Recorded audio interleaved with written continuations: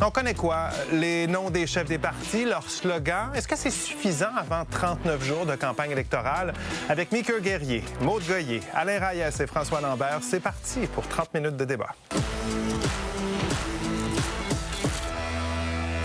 Dans 12 heures exactement, le Québec sera officiellement en campagne électorale. Je dis 12 heures parce que c'est demain matin à 10h30 que Christine Fréchette va se rendre au bureau de la lieutenant-gouverneure du Québec pour dissoudre l'Assemblée nationale. Une fois cette rencontre terminée, ce sera le début d'une campagne de 39 jours. 39 jours au cours desquels les chefs des partis vont sillonner le Québec, aller vous rencontrer et dévoiler, bien sûr, leur plan pour gouverner la province. Même si, soyons honnêtes, on a l'impression que ça fait déjà plusieurs semaines que la campagne a débuté. Notre objectif est de mettre un frein à une explosion de la bureaucratie et une perte de contrôle sur les effectifs. Et on garde le cap sur l'équilibre budgétaire en 29-30. Ça, c'est essentiel. Si je nous compare à d'autres programmes politiques, vous allez voir que, voilà, on a été très raisonnable. Moi, je veux que l'économie soit au cœur de cette campagne-là. Donc, ça fait partie de ça. On a besoin d'un capitaine qui va naviguer dans les eaux troubles et on a besoin de quelqu'un qui va vouloir s'unir avec nos partenaires canadiens pour faire front commun face à l'imprévisibilité de Donald Trump. On veut donner un coup de barre à notre économie avec des solutions qui sont structurantes, qui vont rendre le Québec plus compétitif, plus attractif et surtout plus autonome. On vous a déjà présenté notre plan, évidemment, il y a un peu plus d'une semaine pour couper 45 milliards en 5 ans. Ce qu'on va faire pendant la campagne électorale, c'est de parler de la question environnementale. Le fer de lance de notre campagne électorale, parmi les différentes propriétés et priorités, ça va être le transport en commun. Alors, abolir l'Agence Santé Québec, modifier la Charte de la langue française, créer un hymne national officiel pour le Québec, franciser l'ensemble des travailleurs temporaires, ce sont que quelques propositions présentées par les partis cet été. Mais à l'aube du début officiel de la période électorale, les plateformes complètes des formations politiques n'ont pas encore été rendues publiques. Une raison pour laquelle les partis politiques peuvent vouloir donner leurs mesures phares au compte-gouttes, c'est que ça permet d'avoir un meilleur contrôle de l'ordre du jour. Donc, si, par exemple, on nous attaque où il y a un scandale surprise, par exemple une candidature qui a fait une déclaration malheureuse dans le passé, eh bien, pour dévier la discussion, on peut sortir une carte de son jeu et annoncer, par exemple, une mesure qu'on sait qu'elle va faire jaser, la sortir, au lieu de la sortir dans 7 jours, bien, on va la sortir dans 2 jours pour dévier la discussion et la ramener idéalement sur un thème pour lequel on est perçu comme étant apte. Bon, si dévoiler sa plateforme au compte-gouttes est un avantage pour les partis politiques, selon ce professeur de politique, les électeurs gagneraient à avoir accès à l'intégralité des programmes avant que la campagne soit lancée. L'avantage principal de dévoiler son programme électoral avant, ce serait de laisser plus de temps aux citoyens de pouvoir éplucher les promesses. Ça pourrait donner une espèce d'aura de transparence et de grande confiance en l'intelligence des citoyens de rendre public son programme au complet avant même la campagne électorale. Alors, notre question ce soir, les partis politiques devraient-ils rendre public leur programme avant le jour 1 de la campagne électorale, avant le début de la campagne? Premier tour de table, Mika. Certainement. C'est pas du dating, c'est un contrat qu'on signe.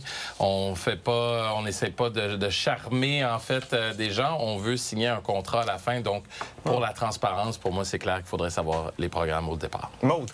Oui, absolument. Par souci de transparence, puis je pense que ça viendrait renforcer le lien de confiance. Et aussi, ça permettrait de choisir un gouvernement sur l'ensemble et non sur des promesses données au compte-gouttes au fur et à mesure. Et ce qu'on retient de ces promesses au moment où on les écoute. Alain, qu'est-ce que tu en penses? Non, je pense pas qu'on devrait obliger les partis à déposer leur programme au début de la campagne, donc avant le début de la campagne. Et c'est pas par manque de soucis pour la transparence. Je pense qu'une campagne sert justement à présenter, à expliquer, à confronter les idées. Il y a plusieurs étapes à l'intérieur d'une campagne électorale et de tout mettre sur la table en même temps. Pas certain que la population est capable de tout gober ça d'un coup non plus. François? Ben absolument pas. Moi, je veux pas envie de lire un PDF tout le long de la campagne pour dire « Ah, tu as dit ça dans ta campagne ». On le sait déjà, de toute façon. On a entendu les clips de chacun des chefs de parti. On le sait déjà, les grandes lignes. Là. On le sait déjà que si on vote Parti québécois, il va y avoir un référendum à un moment donné. Le Québec solidaire, le parti... On le sait déjà d'avance, l'ADN de chacun des partis. Puis après ça, il faut s'adapter. Regardez ce qui s'est passé avec Trump cette semaine. C'est l'adaptabilité. Le clan du oui d'un côté, du non de l'autre. Allons voir comment se divisent nos téléspectateurs avec la question qui est en ligne depuis déjà plusieurs heures. Eh bien, 78 des internautes pensent que oui, les partis politiques devraient rendre public leur programme avant le début de la campagne, alors que 22 des gens pensent que non. Tiens, on commence la soirée, l'émission comme ça. Donc, quand vous êtes prêts, vous pouvez aller répondre à la question en balayant le code QR. Et n'oubliez pas de commenter également par courriel sur X ou sur Blue Sky. On veut vous lire. Rappel, comme chaque saison, on n'a pas enlevé ça. Vous avez votre interrupteur. N'oubliez pas de vous en servir au besoin. Je me dis que les chefs aimeraient ça, avoir ça à tous les jours, des interrupteurs. OK. Allons-y là-dessus. On commence quand même une campagne. Puis on ne parlera pas de la durée de la campagne, là. On y reviendra dans les prochains jours, mais c'est 39 jours. Et là, on commence. Les partis vont se promener, les chefs vont se promener pour nous vendre leur programme qu'on ne connaît pas. On va y aller au compte-gouttes. Je piaffe, Michel, depuis tantôt parce que j'ai entendu mes deux collègues dire d'un côté, la population, c'est trop pour eux, ils seraient pas capables de digérer. Excuse-moi. Non, pas toi. Je regarde, je sais que je louche. Je sais que je louche, mais je regardais Alain. Mais non, mais pour moi, ça, c'est un non-sens parce que la population, justement, demande d'avoir les programmes, justement pour pouvoir comparer. Puis même chose de l'autre côté, c'est que le fait d'avoir les programmes dès le départ, on connaît les grandes lignes, mais on n'a pas le programme en détail. On ne peut pas comparer des chiffres, on ne peut pas comparer des mesures différentes, puis les chiffrer justement, puis les calculer. J'ai l'impression que de les dévoiler au compte-gouttes, c'est un peu justement de noyer l'information au contraire plutôt que de l'avoir dès le départ. On pourrait comparer sur le fond, puis voir aussi à quel point il y a des remaniements. On verra un petit peu où est-ce qu'il renie, est-ce que c'est justifié, c'est pas justifié, à quel point il change. Si on l'avait avant, on pourrait voir à quel point ça change. C'est normal que ça s'adapte. Pour évaluer quels sont les ajustements au cours de la campagne. Est-ce que c'est justifié ou injustifié? Moi, c'est ça qui m'intéresse. Oui. Alain, ça peut être, puis on entendait le spécialiste dire qu'il y a une stratégie en soi également de décider quand est-ce qu'on va... Mais la stratégie, elle sert qui? Bien, la stratégie... Au parti ou à l'électeur? Le parti a son objectif, c'est de convaincre les gens. Si jamais de faire une présentation à tous les jours, parce qu'il y a des partis qui décident dès le départ de mettre en lumière l'ensemble du programme. Le Parti conservateur du Québec a fait ce choix-là. Moi, j'ai écouté la conférence de presse, là, puis il a passé sa conférence à nous raconter je ne sais pas combien d'histoires, puis à la fin, on ne savait plus quel était l'objectif du parti. Fait que je pense que pour certains partis, dans un objectif pédagogique, d'y aller trop vite, mais plutôt prendre à tous les jours une nouvelle idée, de mettre l'emphase là-dessus, de prendre le temps pendant un point de presse, d'expliquer de fond en comble, de permettre aux journalistes aussi de se préparer pour poser les questions. Si vous avez les journalistes qui arrivent devant une conférence de presse où le parti politique présente l'ensemble de l'œuvre, comment vous voulez que les journalistes soient capables d'aller directement, de prendre le temps de lire tous les documents et ainsi de suite? Donc, moi, je pense qu'il faut donner la chance aux partis politiques, que le meilleur gagne, celui qui fera bien son travail de vente, de communication. Au bout de la ligne, je fais confiance à l'intelligence de la population. Cela étant dit, ça ne veut pas dire que je ne suis pas d'accord avant d'aller voter, que tous les programmes soient là, puis on prend part. Juste savoir, Alain, est-ce que c'est le politicien ou le directeur d'école qui parle, là? C'est dans un souci pédagogique. Non, mais c'est l'analyse politique. Non, mais je vais le résumer. C'est l'analyse politique. Je pense qu'on ne doit pas mettre en boîte les partis politiques. Il faut leur laisser faire leur travail. S'ils font mal leur travail, c'est à nous, comme citoyens, de ne pas voter pour eux. Alain, si on sent qu'un parti politique essaye de contourner, comme à la dernière élection fédérale, où tous les partis politiques, aucun, n'avaient pas déposé leur plateforme, ils n'avaient pas déposé même leur cadre financier. Donc là, ils arrivent au débat et ils ne sont pas capables de débattre, même entre eux, les valeurs de leur promesse. J'aimerais ça donner mon point de vue. Vas-y, c'est au piton qu'on boit. Je ne voulais pas l'utiliser tout de suite, mais... Vas-y, François. Moi, quand j'étais à Dragon, là, Ouais. il y avait des entrepreneurs qui arrivaient, puis la chose qu'ils me présentaient, c'était leur plan d'affaires. Ils venaient pas me parler avec leur trip devant moi. Ouais. Ils venaient me dire, moi, dans mon plan d'affaires, j'ai ça. Puis je dis, ouais, mais est où l'adaptabilité? Moi, quand j'investissais dans une entreprise, j'investis dans l'adaptabilité de la personne devant moi parce que c'est impossible qu'un plan d'affaires, j'en ai écrit moi aussi des plans d'affaires, puis après ça, je les laissais tomber. Ça marche pas. Parce que là, tu dis, moi, je vais faire tel char dans 1 an, dans 2 ans, dans 3 ans. Oups, il arrive un concurrent que tu n'avais pas prévu. Cette semaine, ce qui vient de se passer avec Trump, que ça fit dans où, dans quelle case d'un parti politique? Dans aucune. Il faut que les partis s'adaptent. C'est ça qu'on va voir dans les 39 prochaines journées. Là, comment ils vont s'adapter? Toi, tu voulais être sûr qu'il y a un plan d'affaires. Moi, ce que je dis, c'est que si le cadre est déposé avant la plateforme, le on la cadre, connaît. on le sait déjà. Non, OK, mais le programme. Mais mélangeons pas les choses. Le programme. Quand tu dis le cadre, en fait, on parlera tantôt du cadre financier. Les grandes tendances. Les grandes tendances. Moi, je te Oui, parle mais du je veux programme. dire, Ce que je veux le dire, Parti c'est que pour libéral le ne se citoyen- dénaturera pas, puis le Parti québécois non plus. mais ça, c'est les Ils ont leur grandes ADN, tendances. puis ils ont déjà, souvent, mais les gens François- vont vous dire, allez lire leur charte. On va nous ramener souvent vers la charte du parti. J'ai l'impression Intéressant. que pour les lecteurs, c'est intéressant de savoir, pour les Québécois, c'est intéressant de savoir le programme est disponible, je peux aller le lire, je peux aller voir. Et là, quand la campagne commence, je vais voir comment ils défendent leurs idées de façon plus approfondie, combien? point par point. Donc, Alain, ce que tu disais, je trouve que tous les arguments que tu as donnés tantôt, c'est pas exactement moi. du cas C'est ce que je me disais C'est ça. aussi. Parce que l'analyse va se faire, puis on va aller le défendre, mais au moins, c'est déposé avant, puis je peux aller Combien lire. de Et comme Québécois journaliste. On a une aussi. référence. Mais Alain a marqué un point intéressant parce que. Ben, c'est parce que. J'espère que Il a écouté On va aller à la Éric pause après. Duhem, puis Éric Duhem l'a noyé dans les informations. Tout à fait. Fait qu'il y en a Mais trop c'est donné. justement, Oui, si mais c'était ça, écrit, puis c'était c'est déposé. exact. Il n'y a personne OK. qui va les lire. Ça, c'est dans la façon de l'exposer. là. Alors, C'est ça. les Ben partis non. politiques devraient-ils rendre public leur programme avant le début d'une campagne électorale? C'est la question qu'on vous pose aujourd'hui en cette veille de déclenchement de campagne électorale. Allez répondre à la question, commentez et on poursuit ça au retour.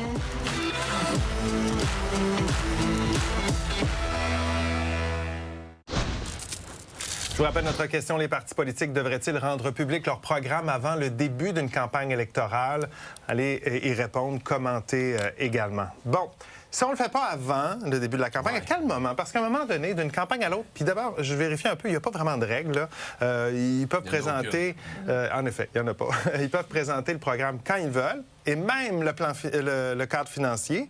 Attends, ils pourraient ne pas le présenter En même. plus, à la c'est limite. ça, c'est faux. C'est faux. bizarre. Alors qu'à un moment donné, les gens sont appelés aux urnes. Lors de la dernière campagne fédérale, il y a des gens qui sont allés voter en... Comment on appelle ça? Non, excusez-moi, je perds Vote le par terme. anticipation. Merci. Dans le vote par anticipation, qui n'avait même pas tous les éléments. Le Parti conservateur a déposé son cadre financier après le vote par anticipation. Puis ça, ce qui est intéressant, C'est peut-être là... pour ça qu'ils ont perdu aussi. Oui, peut-être aussi pour ça. Mais ce qui est intéressant, là, c'est tantôt, moi, vos arguments que vous donnez, ils sont tous valides en passant, là.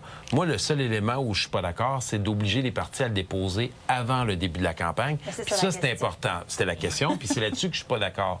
Mais je pense que, comme tu le mentionnes, Michel, que la loi électorale pourrait prévoir, comme elle a été imposée en 2015, obliger le ministre des Finances à déposer avant l'élection les états financiers vérifiés par la vérificatrice générale pour que tout le monde passe au même pied d'égalité. On pourrait mettre dans la loi électorale un élément qui dit que 48 heures avant le vote par anticipation, tous les partis auront l'obligation de déposer sur le web l'ensemble des plateformes électorales. Puis on pourrait même Leur aller plus programme. loin. Il pourrait y avoir un comité indépendant qui fait les évaluations, les analyses, mettre ça sur un tableau pour simplifier un peu la tâche. Parce qu'honnêtement, il y a des programmes qui sont de 150 pages. Là. Ben, tu parles du programme, puis il y a le cadre financier également. Le cadre financier, c'est un peu l'évaluation réaliste des promesses. Là. C'est les chiffres, mais moi, il y a deux choses que je retiens dans tout ça. Premièrement, c'est que François t'es rendu tout seul parce qu'Alain s'en va de notre bord. Deuxièmement, pas du tout. alors, vous savez que j'aime ça vous taquiner. C'est beau la psychologie. J'aime ça vous taquiner, vous le savez. Vas-y, allez-y, Les gens allez-y, sont le temps capables fait, de- les Mais un amis. peu plus sérieusement, tu sais, le fameux dicton, les paroles s'envolent, mais les écrits restent. Pour moi, c'est important. C'est important d'avoir une base dès le départ, quelque chose d'écrit. Ça devient un engagement, ça devient une promesse. C'est pour ça qu'au départ, je faisais la blague sur c'est pas du dating, c'est pas genre on se cruise puis on verra, puis je te fais des grandes promesses, puis Non, puis en finalement, plus, on a une date. c'est clair, c'est ça. Mais même si- En plus, c'est on a une clair, date, même c'est si on le pas sait quelque d'avance, puis on a le temps, on le sait, on le savait que les élections s'en François. venaient. Même si on est obligé de déposer le cadre financier, il n'y a aucun parti qui arrive au pouvoir.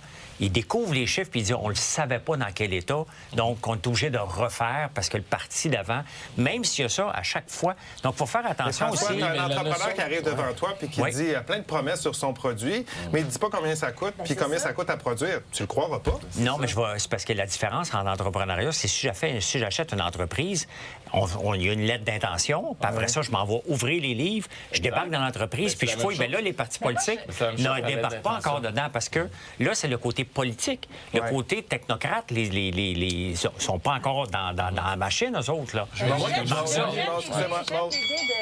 voudrais donner juste une raison qui fait que ça ne peut pas tenir cette ligne-là. Il y a une personne qui connaît la date du déclenchement de l'élection.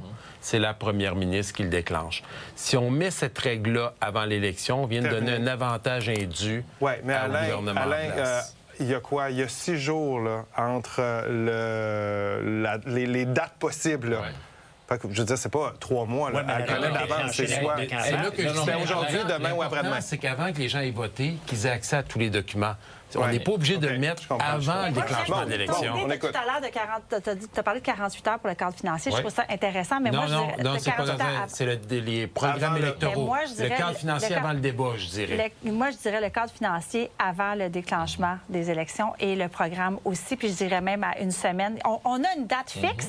Et en plus, dans ce cas-ci, Alain, François, il y a tellement d'indécis. On est à peu près 50 d'indécis au Québec. Trop d'informations, je pense que... Non, ça donne la possibilité. Quand tu refais ta maison, là, le designer va arriver avec 3 idées, pas plus. Puis toi, tu dis, ben, j'en ai-tu d'autres? Non, parce que tu n'écoutes plus. Oui, mais ça, c'est une façon de réfléchir et de penser. Oui, mais c'est pas une question de réfléchir, c'est notre cerveau a une capacité d'absorber. Pourquoi tu décides ça pour les gens? Ça doit être je décide pas. Moi, ça me dérange quand j'entends des commentaires comme « Ah, la population n'est pas capable, les gens ne sont pas capables ». C'est pas vrai. Moi, comme citoyen, je veux avoir l'information, je veux pouvoir comparer. Puis je suis tanné de me faire prendre pour une valise, puis une promesse une journée, une promesse une autre, une mesure une journée. C'est exactement ça que tu as dit, François. Les gens ont une capacité d'absorption, comme nous tous, d'absorber de l'information. Mais laisse-moi décider.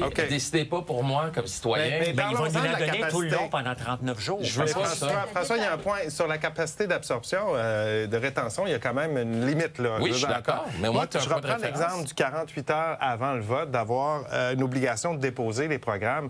48 heures pour un citoyen qui travaille puis qui s'occupe de sa famille. Si on arrive vraiment à la limite, j'ai 48 heures pour tout lire, pour me rendre à voter. Les analystes oui, je sais, mais c'est ça que je dis, avant le vote par anticipation. C'est pas assez. C'est pas assez. Moi, je trouve que c'est nettement insuffisant pour avoir le temps de se faire une tête. Et si c'est déposé avant, puis moi, j'hésite entre 2 parties, bien, je vais aller lire ces 2-là, mais au moins, j'ai l'information disponible. Puis après ça, en campagne, je vais aller surveiller. Est-ce que ça marche? Moi, disons que je me préoccupe plus de l'éducation, de la santé, mais je vais aller voir si ça correspond à ce que j'ai vu dans le programme. Puis pourquoi ils ont changé d'avis? C'est intéressant qu'ils s'adaptent, mais pour quelle raison? Il y a la campagne pendant 39 jours, qu'on va la suivre aux nouvelles dans les journaux. Parce que les gens là, que tu dis qui vont aller lire les documents, là, ce sont des gens qui vont avoir gobé l'information. La plupart des gens...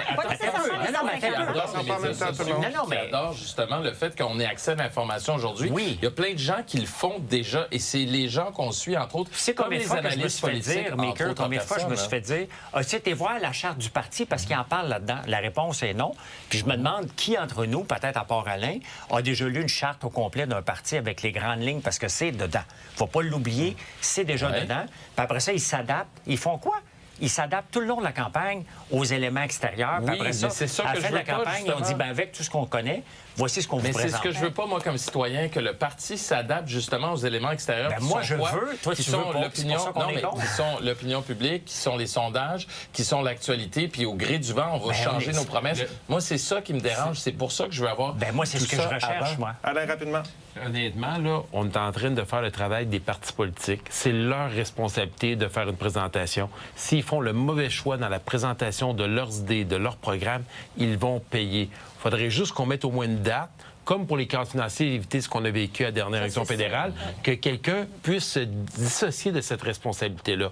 Fait que mettons une date et laissons-leur la souplesse de prendre leurs décisions. Donc, les cadres financiers avant les débats et les plateformes... Dans ton idée, c'est au moins 48 heures avant le vote par anticipation. Claudette, commentaire de Claudette. Oui, ça permettrait de les étudier et les partis politiques pourraient nous livrer leur plan de match en précision durant la campagne. J'avais envie de dire également la répétition.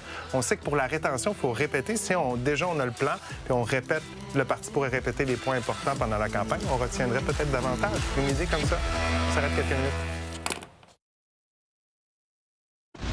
En train de lire les commentaires, c'est intéressant, vous allez voir. Alors, est-ce que les partis devraient rendre public leur programme avant le début de la campagne? Roland nous dit non.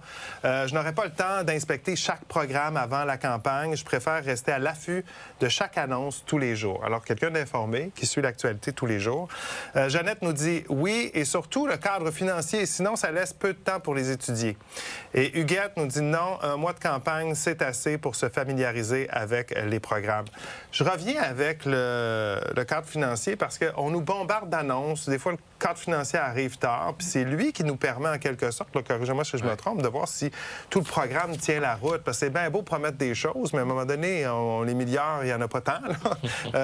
Donc, est-ce que ça ne devrait pas être la première chose qui devrait être publiée? Tout à fait, puis elle devrait être faite avant le premier débat officiel qui va avoir lieu le 15 septembre, pour que les chefs, lorsqu'ils vont s'affronter à ce moment-là, aient accès à tous les chiffres pour pouvoir confronter les autres partis politiques, les autres chefs qui sont là. Fait que dans le cadre du cadre financier, c'est clair. Mais cela étant dit, je pense qu'il faut leur laisser le temps de le déposer parce qu'ils viennent d'avoir le rapport du ministre des Finances qui a été validé.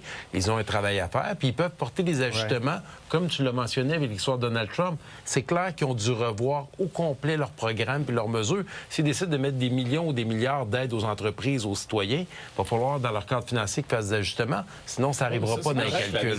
Moi, ce qui me dérange, c'est le comportement. On parlait de boussole en tantôt, mais c'est d'y aller au gré des commentaires puis des critiques, justement, qui arrivent. C'est que là, on n'a pas un programme à défendre, on a des promesses à défendre qui ne sont pas nécessairement conscrites, qui ne sont pas nécessairement écrites. Donc, c'est difficile, c'est un peu vaporeux, tout ça, là. Un mot, François? Bien, moi, c'est drôle, c'est le contraire, parce que je veux voir, OK, mais par rapport à tel événement, ils sont capables de s'adapter, puis c'est ce gouvernement-là, moi, que je veux voir au pouvoir, pas celui qui reste stocké avec son... Oui, mais déjà, de l'avoir au départ, tu peux voir, justement, il s'adapte comment, puis il s'adapte à quoi et par rapport à quoi? Rapidement, Maude, le travail des journalistes devient encore plus important dans le cadre des campagnes électorales parce qu'ils permettent de débroussailler un peu tout ce qu'on va se faire bombarder. Oui, absolument. C'est sûr qu'on a des résumés, des bilans. On peut voir aussi à quel point ça change, c'est quoi le niveau de flexibilité, qu'est-ce qu'on laisse tomber, qu'est-ce qu'on met de l'avant. Si c'était déposé avant, par contre, moi, le cadre financier, j'aimerais bien le voir avant parce que là, on fait des promesses, puis on ne sait pas qu'est-ce que ça implique, comment c'est financé, puis à quel point il y a la dette. Allons voir si vous avez influencé ce soir l'opinion des téléspectateurs. Avant le débat, on avait 78 des internautes qui pensaient que oui, les partis devaient présenter leur programme avant le début de la campagne, 22 non. On termine ça comment? 74 pensent que oui et 26 pensent que non. Alors, programme, pas programme, la campagne va être commencée. On vous invite à être attentifs pendant les 39 prochains jours parce que vous allez décider du gouvernement de qui va nous gouverner pour les prochaines années. Merci d'avoir été avec nous. On revient bien sûr sur la campagne demain. Bye bye, bonne nuit.